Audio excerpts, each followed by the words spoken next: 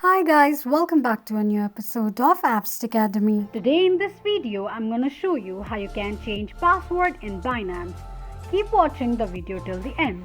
To change password in Binance, firstly open your Binance application. The home page of Binance application will appear on the screen. Click on box icon at the top left corner of the screen.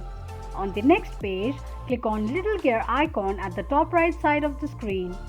Scroll all the way down and click on Security. Tap on Password option and click on Continue.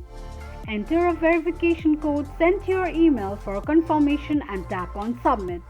Create a new password and confirm your new password by re-entering it and tap on Confirm. Click on an eye icon to check if you have entered your password correctly or not. This is how you can change password in Binance quickly and easily just in few steps. If you have any thoughts or queries, let us know in the comment section. Don't forget to subscribe to our channel. Also press the notification bell icon so that YouTube will notify you whenever we post a new video. I hope this video was helpful to you. Thank you so much for watching.